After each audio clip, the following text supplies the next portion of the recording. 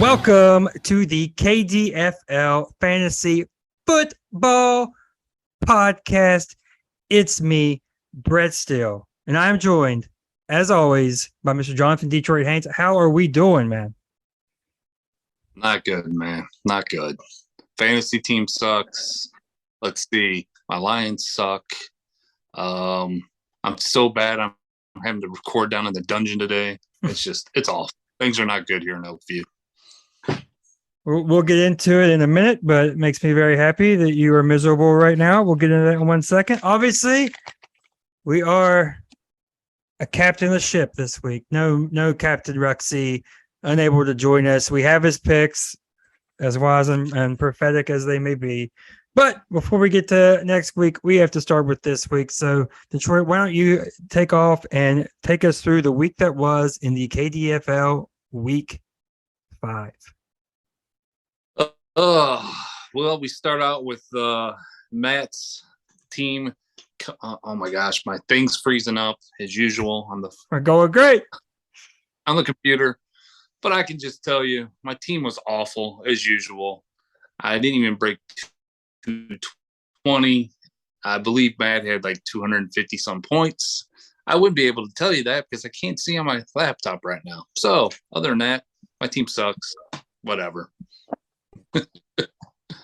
Zen Masters win 256 to 223 and get their nice second victory of the season. Next, we go to the commission's house, the Evil Empire, hosting the Roxland Renegades.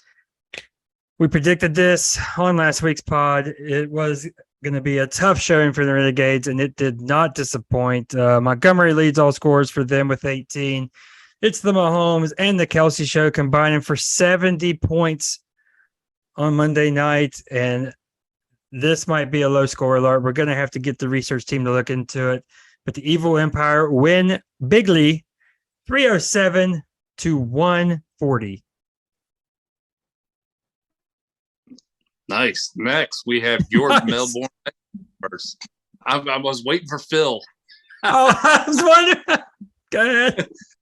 Next, we have your Melbourne Mega Powers traveling to Phil's Wake Forest Lumberjacks. Phil gets a huge game from Nick Chubb, even though they pull him late in the game. I don't understand that. Anyways, Tyler Lockett with 27 points. He got a big 0 points out of Teddy Bridgewater. Your team just underperformed across the board. You scored a whopping 166, so you take a big loss to our fellow co-host, Phil. Not great. Next up, we have the Kings hosting the Dobermans, looking for their first win of the season, but Josh Allen scores 38 for the Dobermans.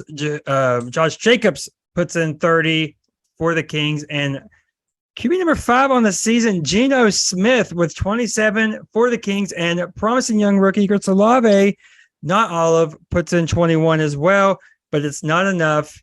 Two defensive stars for the Dobermans put in 39, and the Dobermans get their 5th straight win, undefeated on the season, winning 245 to 231. Close game, as predicted, right here on the KDFL award-winning podcast. Next, we have Marmet Midnight Riders trying to go on a 2-game win streak, taking on the Polka Pharmacist. Marmet gets huge games, 36 points from Eckler, 31 from Justin Jefferson. Just huge production all the way around, except for Dalton Schultz, who got him a big fat 0. For the Polka Pharmacist, Russell Wilson, let it ride, buddy. Just let it ride. Big 7 points. Zeke, another great trade by the Pharmacist from last year with 7 points. Not enough, obviously, as the Midnight Riders win 254 to 215. Segueing from Let It Ride to the Gamblers in our game of the week. The Gamblers go to Hurricane to take on the 2-2 Wampus Cats. Fournette has a heck of a day in Tampa against my Falcons. Unstoppable through the air. He scores 36. DK Metcalf leads all Wampus Cats with a measly 18. And Dalvin Cook with the device shows he can get it done. Pours in 26 of his own. And the Gamblers put a big whomping on the Wampus Cats in a disappointing showing in the game of the week. Gamblers win 246 to 153. And that is it for your KDFL Week 5. All right. That's it. It's in the books. Insane differences in scores. We had a good group of teams, myself included, coming well underneath what would be considered an average week in the KDFL. I think we just ignore this one, right? We just move on. Yeah, let's just move on. Look, if in my opinion, this podcast was absolutely dialed in to what would happen. We said the Kings would lose in a close one. They did. We said Eric for the Renegades, just get through the week. But what you did do was you got to Evil Empire to waste one of their plus 300 weeks. That's nice. It can't be too many of those. Really? You don't think? He can't have too many of them, right? There's only 2 or 3 in a season that he could possibly have. So, a lot of wasted points if we're going glass half full in the name of the optimistic Renegades. He wasted a lot of points, Kamish. So, nah, boo-boo. We're looking for glass half full.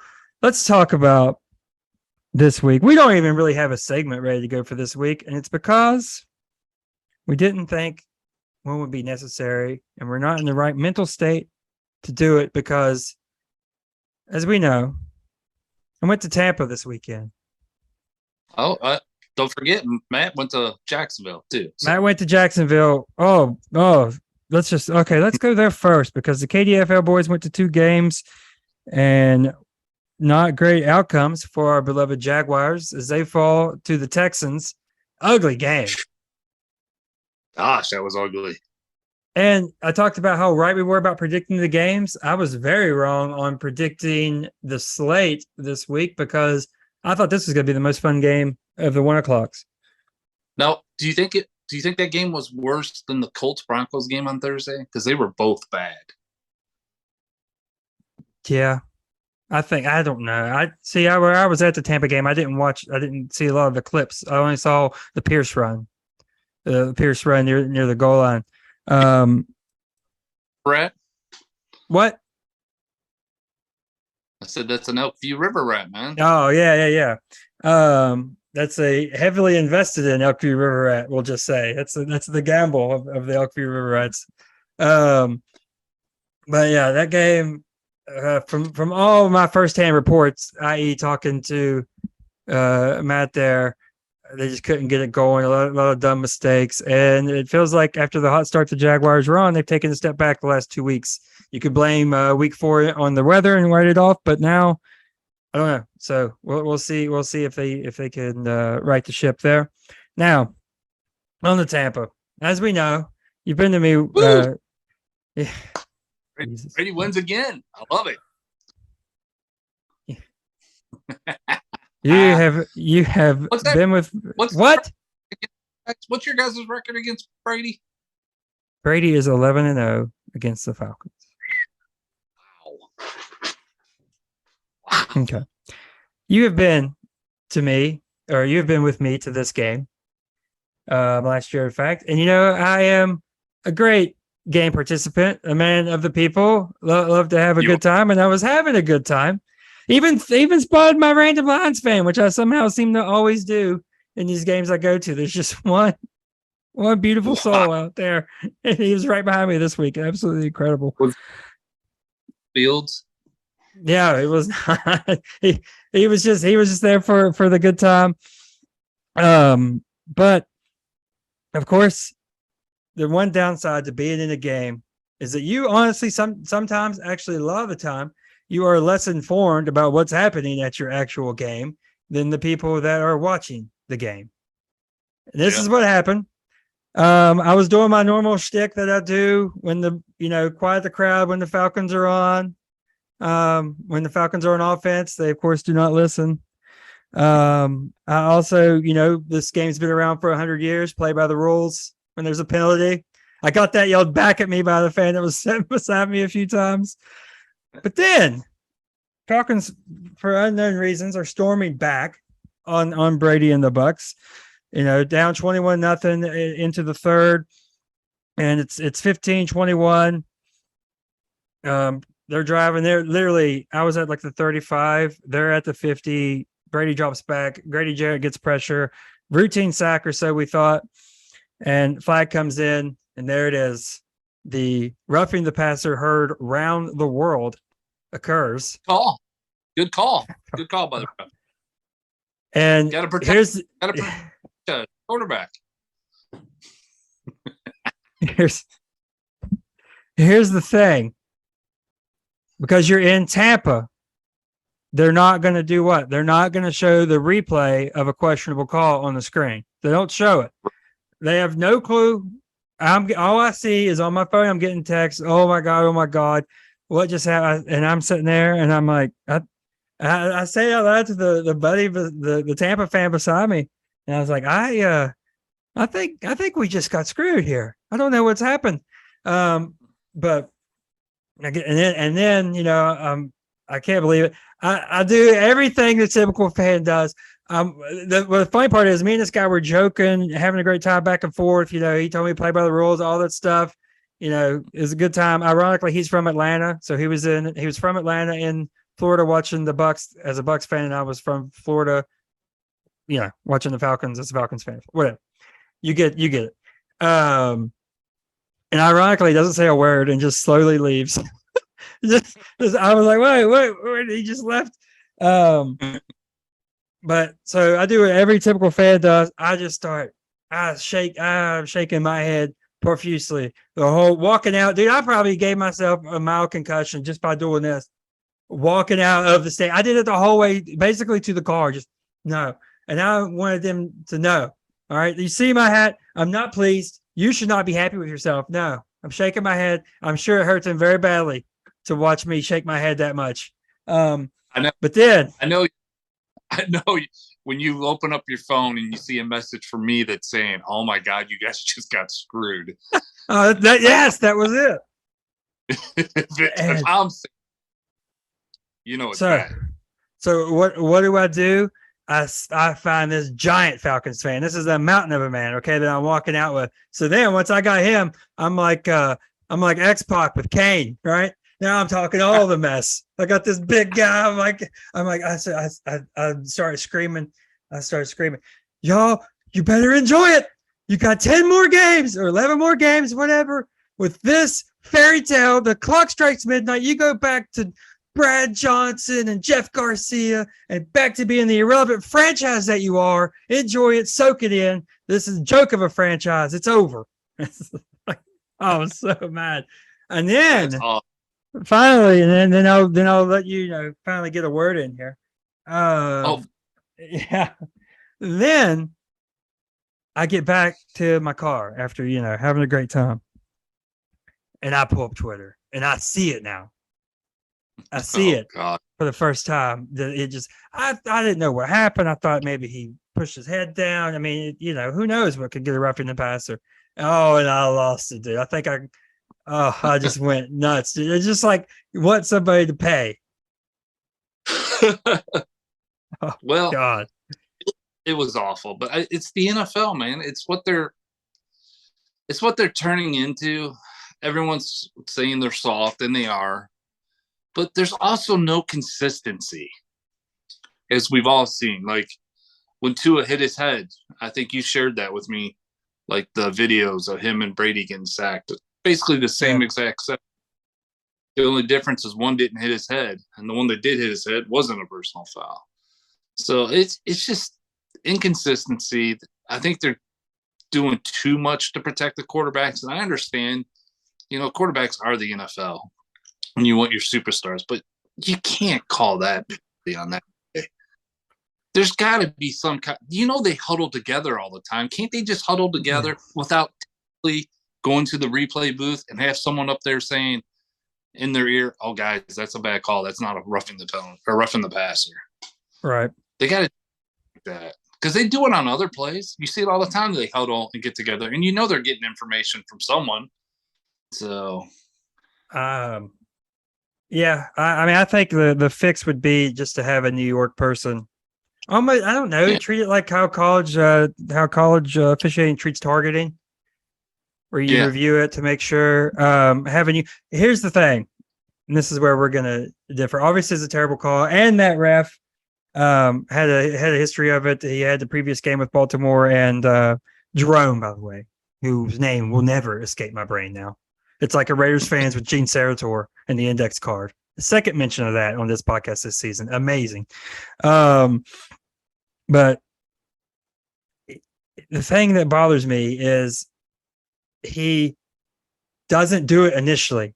So Brady, I'm so tired. Detroit, he's your boy. I am so tired of this man. It's over. He's Brett Favre now to me. You should have retired. It's over. You way overstayed your welcome. You've ruined your family over this, sir. Okay. Oh man, you have to go there. Come on.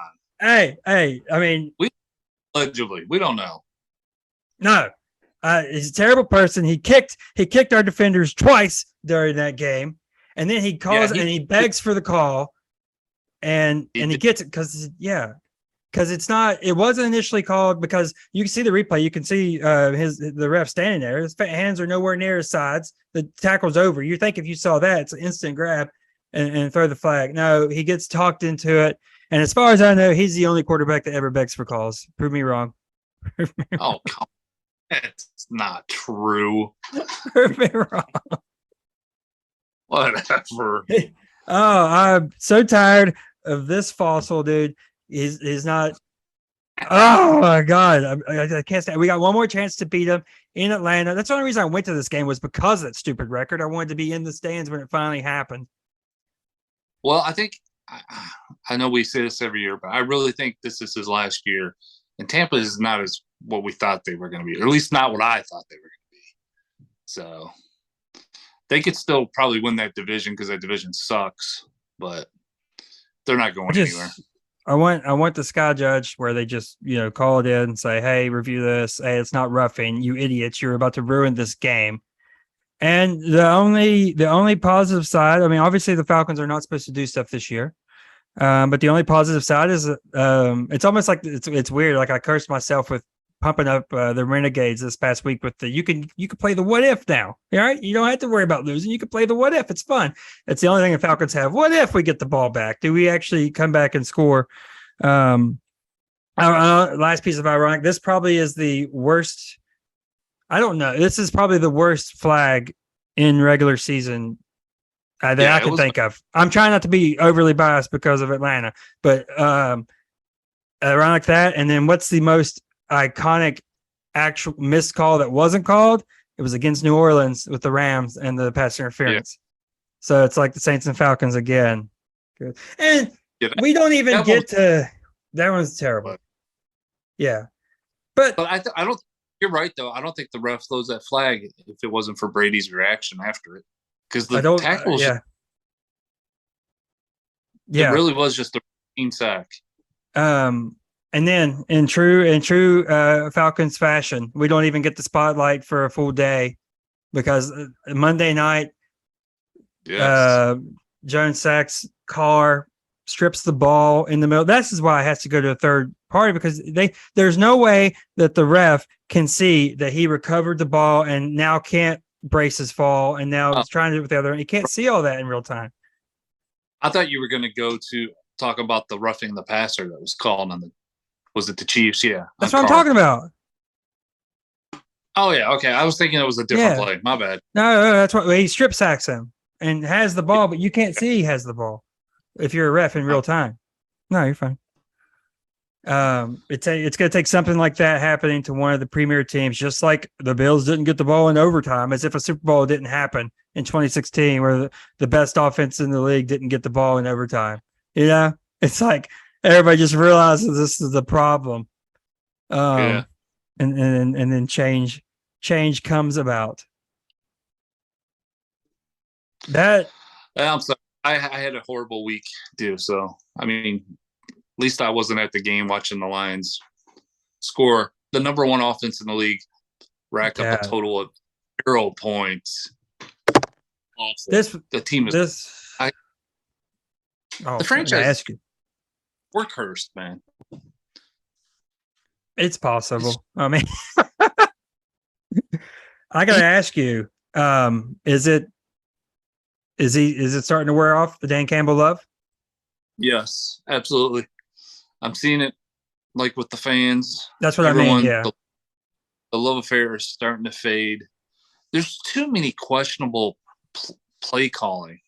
The constantly going for it on fourth downs, the situations that they are in a lot of times, I just don't know. And they're not working out.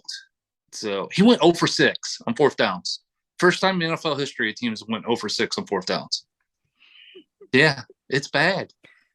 And let's as much praise as I've given Jared Goff, he did not look good.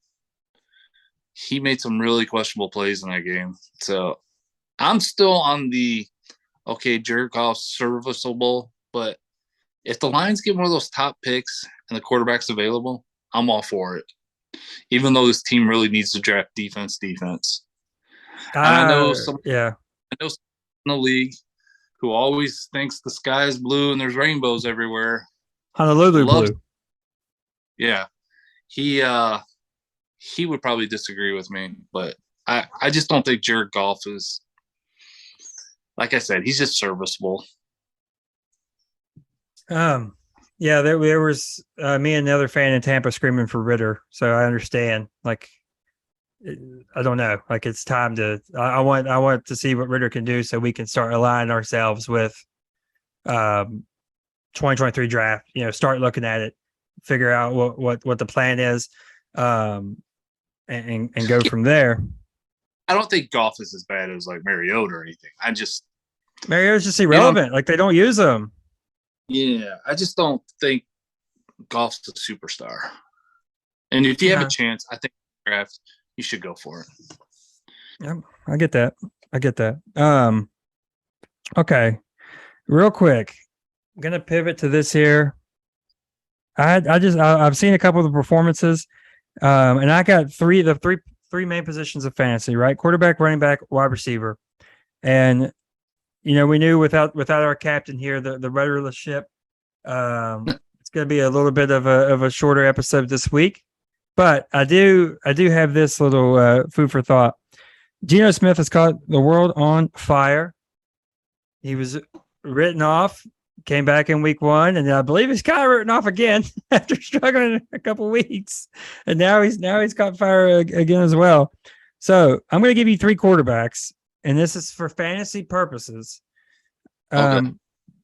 For fantasy purposes, I want you to order the order you want these 3, and it's going to seem like if you asked this at the beginning of the year, it seems pretty crazy. But asking it now, it's a different ballgame now that we have some games under our belt. So, quarterback, rank these: Russell Wilson, Geno Smith, Matt Ryan. Rest of the year. Gosh.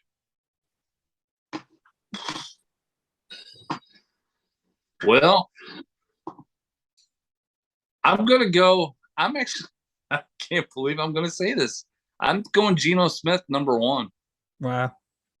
Yeah, I just think with that team, they're going to be throwing the ball. They're going to be behind a lot of times. Whereas, I mean, I don't think the other teams are all that great either. But I'd have to put Russell Wilson second and your boy Matt Ryan last. I think okay. Done. I'm looking at it.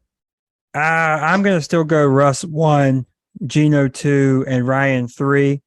I don't think Ryan's going to be asked to do anything. He's not going to do anything if they don't get the line fixed. Like, he's not that guy at all. Like, come on. No. Statue Ryan.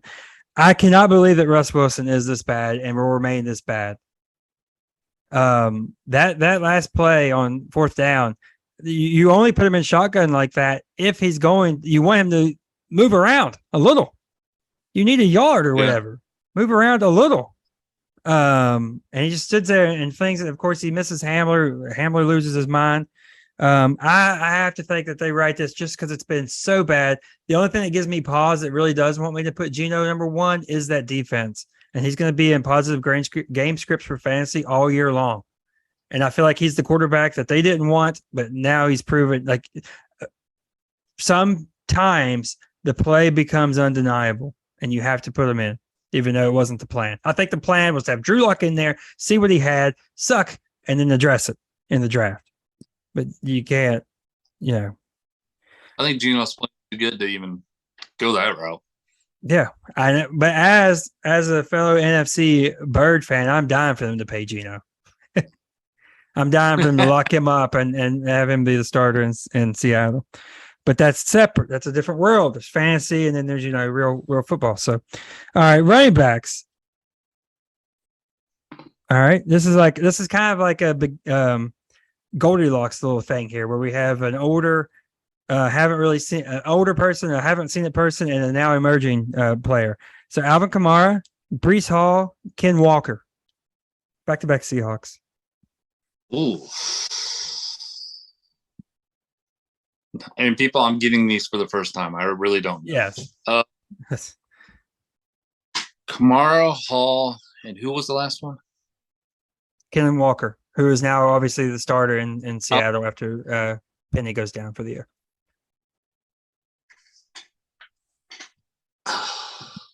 I think I'm still going to go Kamara number one. He's not having that great of a year. I don't even know where he ranks fantasy wise. Do you? I believe he's 20. Well, he just had 23 points, so he's. I think he's really, because he missed some games as well. I think he's like not even a running back 3 at the moment. I'm getting it right now. I don't even think he's a running back 3. So he's outside of. So he's only played 3 games. Yeah. He is way out there. Alvin Kamara is the running back 46. But it's, I mean, that's. Yeah, Kamara, Hall, and whatever the last one was. Ken Walker. Walker from the Seahawks. But now Walker's the number 1, right? Yeah, he's the guy. I mean, they might. I don't know if they'll give him the full load or not. I don't know. Kamara is banged up. I'm gonna go Hall, Kamara, Walker. Okay, I thought you were going to change it, but go ahead. What'd you say? No, I said Hall, Kamara, and Walker. I'm starting to believe in the Jets. Someone else was big on the Jets. We know this. Hall's been pretty consistent. 10, 13, 15, 17, and 27 points. So I do like how they're starting to use him a little bit more. So I think I have to go him number 1. Some would say that it was foretold that these are not the same old Jets. I led you right into that. Yeah. I think I have Hall number 1, but rest of the season, so like you don't factor in the games they've already had.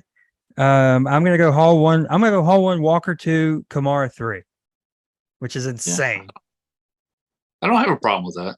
It's pretty wild to think about, because you gotta say, I mean, we're cutting him a clean slate when he's healthy now, so we'll see. But yeah, I love Ken Walker in the draft. It was obviously going to be who I took it for, but Drake London's out there, and I can't pass on that. So that's what happened there. But yeah, Hall, Walker, Kamara is my order. Now, wide receivers. Chris Olave, who is currently wide receiver 8, Mike Williams, and Mike Evans. Ooh. I love making people rank Mike Williams, because it's so difficult, where it's just boom bust. It is, but it's also, I think the reason why we're seeing his numbers as good as they are is because there's no Keenan Allen right now. So that has to play a factor in it. So it was Williams, Evans, and Olave. Phil would say Olive. Yeah, it's Chris Olive. I'm still going to go Evans 1, because he's 1. He's Brady's go-to guy in the end zone when they get down there. Yeah. And we're just fantasy points wise. That's right. Yeah, Evans is the wide receiver 22 right now. Mike Williams is the wide receiver 13, and Olave is 8. Well, wasn't Evans suspended for a game? So that's He was, probably because plays a role. once again, that fossil got him in trouble for talking smack and being overly competitive. So he's basically just a sickness to his entire team and the league as a whole. Proceed. And I led you right into that one. I'm going to go Evans, Williams, and then Olave. I did this one and I had no clue how I was going to rank it. Olave obviously is dominating in the air yards debate. Michael Thomas being out has helped him quite a bit. I'm going to go Williams 1. Wow. Olave 2, Evans 3. This is going to be the most anti-Brady podcast we've ever done. He's earned it, because I try to be somewhat objective on here, but my soul was hurt. So yeah, we're gonna go. Which he did have an incredible touchdown that they did not give him. The one that Leonard Fournette caught and then grabbed the fat head of himself. Yeah. Evans like fought, and I don't know. Oh, that game was the game on TV, right? Local. Yeah. Okay. Wild. Yeah. But it was a bad slate on Sunday. Yeah. But yeah, he fought hard, and I couldn't believe they didn't give him that touchdown. Okay. There it is.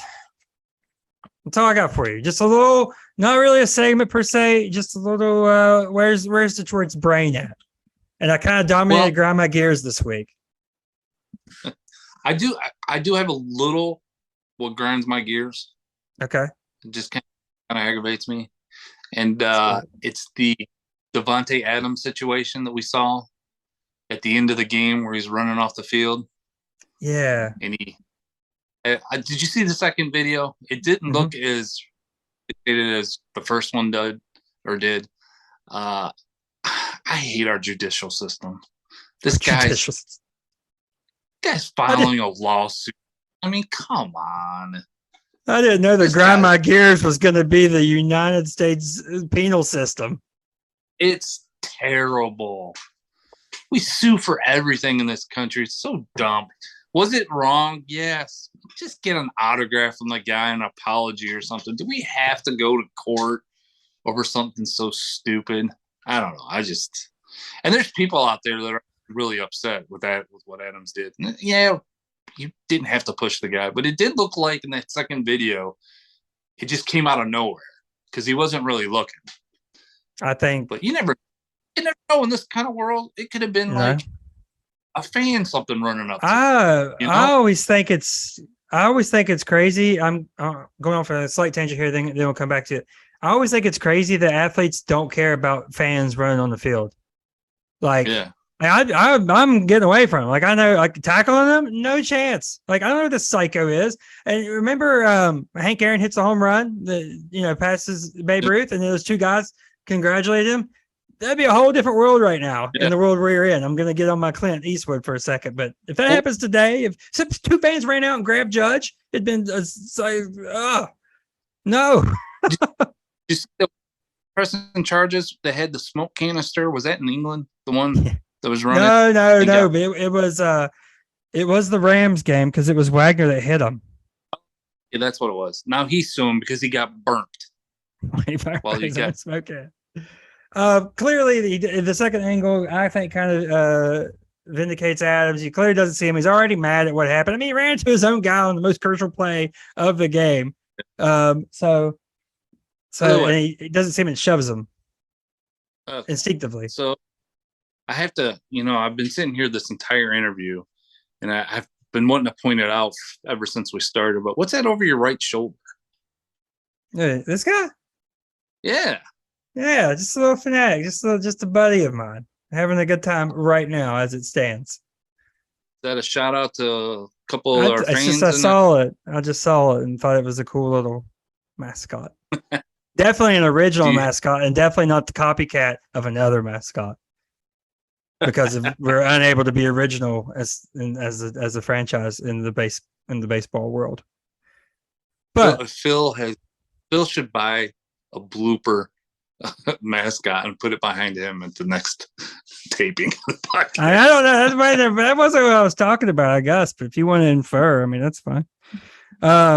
But yeah, I would have loved to have been the guy. Real quick, getting back to the main topic, I'd have loved to have been the guy that got hit by Adams. That got shoved. I'd be like, I wouldn't be like soon. I'd be on Twitter, be like, that was me, dude. He threw me across. It was awesome.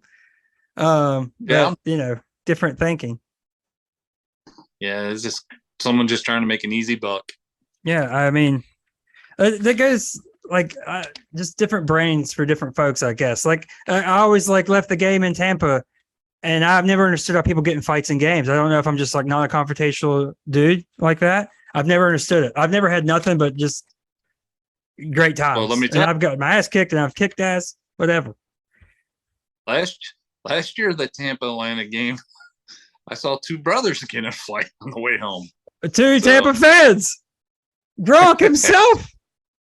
Well, no, they weren't actually Tampa fans. They were just. Well, they were there for the, you know what I mean? Yeah, that was crazy. Are we ready? Yeah. For the KDFL? KDFL week 6 is upon us, guys. We are already rapidly moving through the season. This is the week, a third of the week, or a third of the season done after this week of the regular season, more so of the fantasy season. So, do you have our records for last week? I'm sure I did great. I did. Me and Phil both went 5-1, and you went 4-2. The game that we all missed together was my team, of course. We all picked myself, and so I am still in the lead with 23-7 record. Phil is 18-12, and you are 17-13. All right. So, well, no need to harp on that. I do have the captain's picks here. First, let us start here. Let us start first. Of course, I'll announce the game, Phil's pick, and then kick it to you. We are going to start in Roxalana with the 3-2 Renegades hosting the, some would say on fire, 2-3 Nocatee Zen Masters.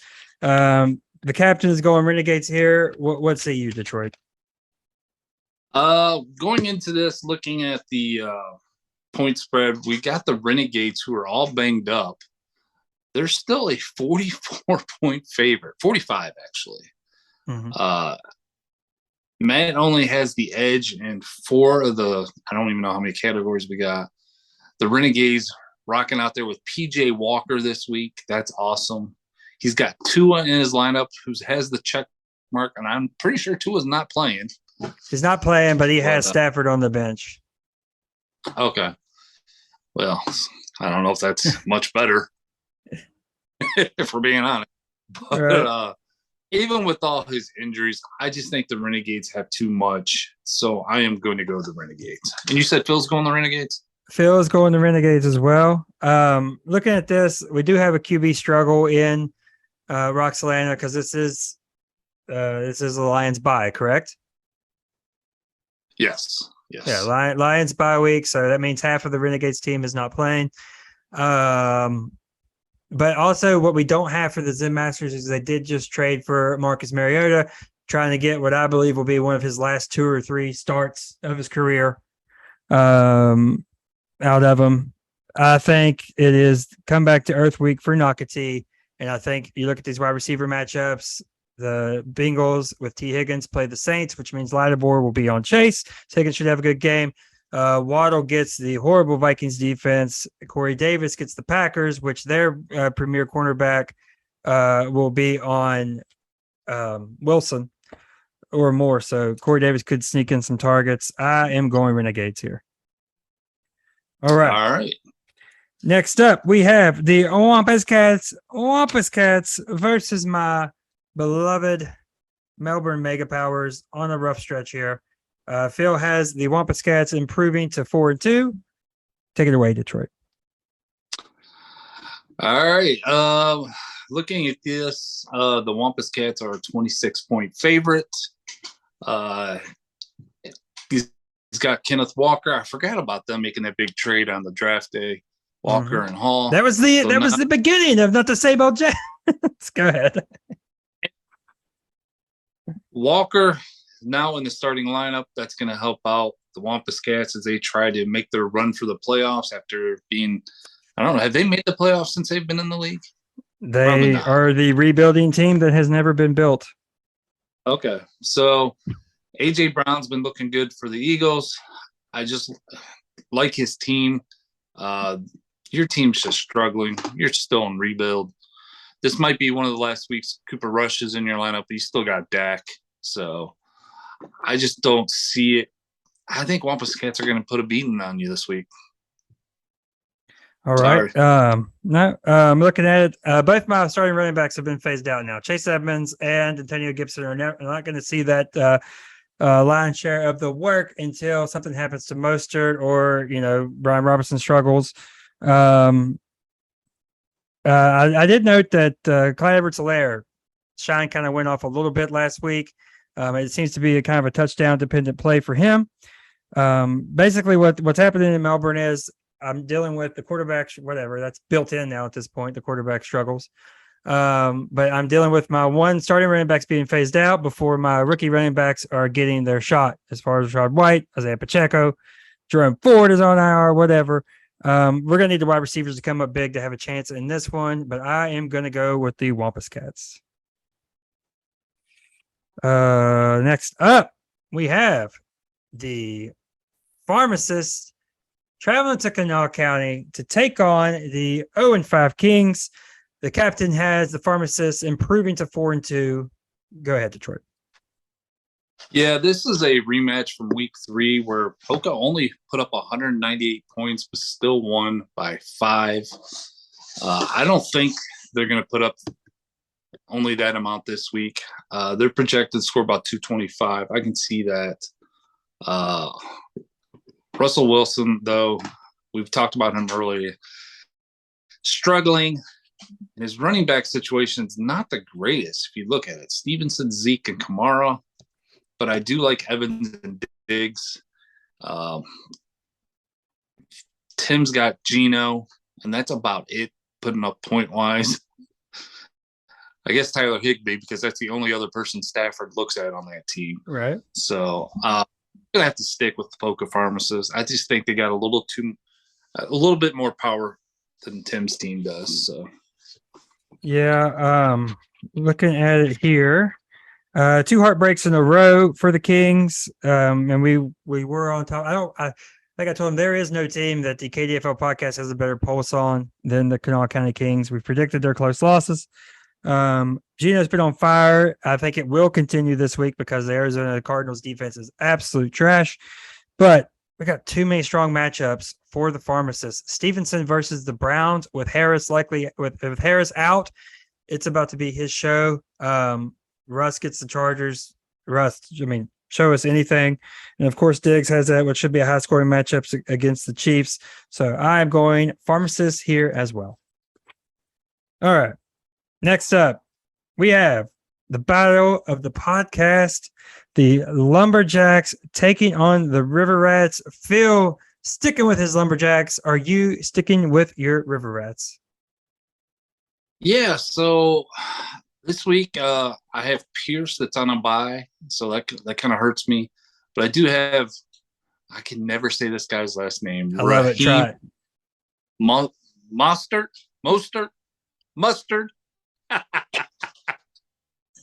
Oh, please put that in the preview. Oh, that's week. The preview. Oh, he had a big game last week for the Dolphins. I think he's actually getting the number 1 carries now. Yes. It's me talking about Edmonds being phased out. That's who it's for. Yeah. So I'm going to stick with my team, even though it's so bad. But I did get right back. So my receiving core is a little bit better. Still waiting on my rookie, Jameson Williams. Hopefully he plays in about 2. So I'm still going to go with myself for the first win of the season. I'm looking at this. I'm curious to see what McCaffrey's role will be without Baker and Rule. Is this a Matt Ryan revenge game now that he'll have his weapons and the Jaguars are coming to Indy instead? Can he actually show us something? And huge defensive advantage for the River Rats. What has happened here? You guys have been on a roll defensively. So for that reason, I'm going with it as well. The River Rats get their first win of the season, improved a miraculous 1-5. By the way, oh boy, not to interrupt. Did you know McCaffrey's still the number 5 running back in fantasy? Yeah, he's had a better go the last couple of weeks. Getting him the ball in the receiving game is always been his key. Very nice.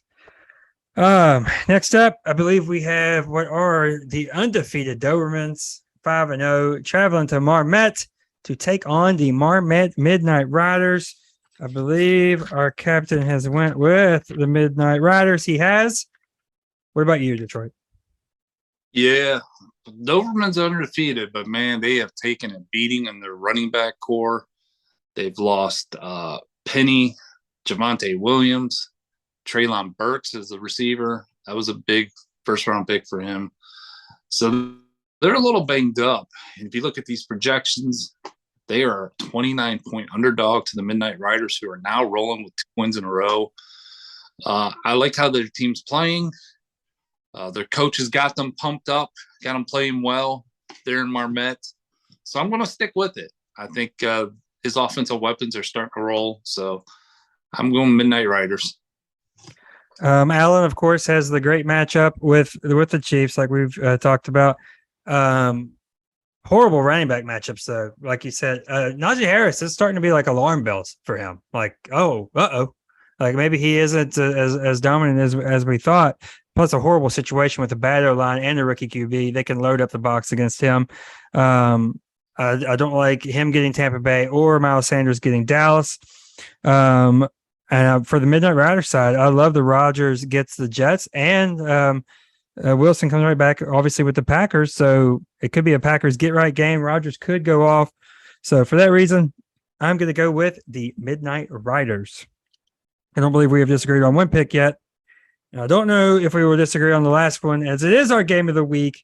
It is the South Hills Evil Empire traveling to Cross Vegas. Both teams are 4-1 on the season. Phil, after going rogue a few times, is coming back to the Evil Empire. He's going with them. What say you? Yeah, looking at the projections, this might be the lowest projected total I've seen for the Evil Empire. I noticed that, yeah. Whopping 267. Yeah. He's still a 44-point favorite. And if you look at this, it's like basically offense versus defense matchup this week. Damn. Yes. Nick definitely has the advantage at defense. He's always been strong there ever since he started this league, basically. But this time is going to be the one time I think offense overrides defense. I think the Evil Empire, with Patrick Mahomes and Buffalo, or playing Buffalo, that's going to be a shootout. Barkley's on a roll. Cooper Kupp, I mean, the guy's number 1 for a reason. Travis Kelce's number 1. My God, these rankings. Oh, I hate saying it, but Evil Empire win pretty easily. Look, I have now found, you know how I like to compare NFL teams to our KDFL teams? The Gamblers are simply the Baltimore Ravens. It's just that simple. Built around defense, got one championship in there. Look at this game I do have is an offense versus defense. And it's quite simply put, I saw it with my own eyes. Brady doesn't have it anymore. Okay. He just does not have it. I'm prepared to go out this time and say it and mean it. It's not going to bite me in the ass. All right. Mahomes and Kelce, what more can you say?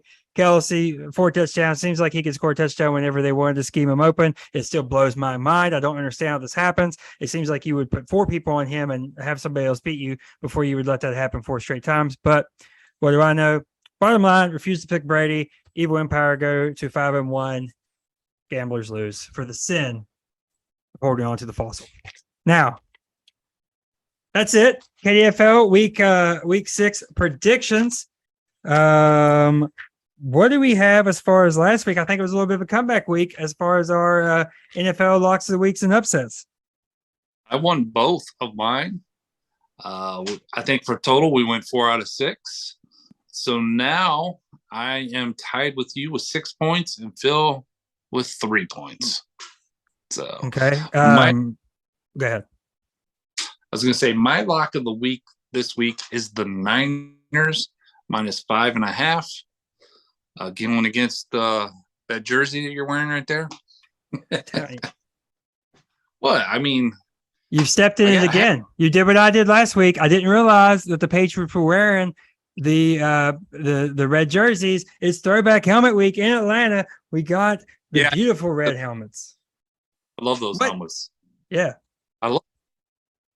Man, would you get all upset? You cut out and then you were like rolling your eyes, I thought. The fan base is hyped. We're coming off getting screwed out of last week's win with the jerseys. I don't know, man. Go ahead. Keep going. My upset, which is going to be a pretty big upset, is the Jets against the Packers in Green Bay. I could. All right. So we'll get in the captain's. Oh, yeah. Thank you. I almost forgot. Getting in the captain's picks here. He has the Browns at 2.5.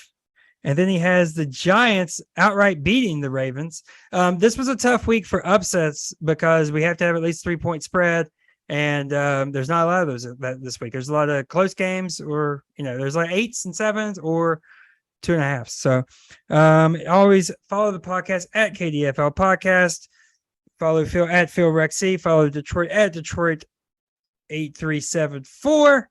And follow me at Brett Steele 2. For my lock of the week, we're going to get it done early on Thursday. The Commanders are 1-point favorites against the Bears. The Bears are a miserable franchise. I'm hoping that Rivera's comments might spark something positive out of the Commanders, or this will be the week that he's lost the team and it continues to spiral. So I'm betting on the Commanders offense to be able to get it done and the lack of Bears offense to be able to do anything. Upset of the week, I like the Dolphins to come out and get the outright win. Again, there's not a lot to love out there this week, but if I had to pick it, and obviously I do, I go the Dolphins. So for Jonathan Detroit Haynes, and Captain Phil Ruxy, we will see you next week right here on the KDFL Fantasy Football Podcast.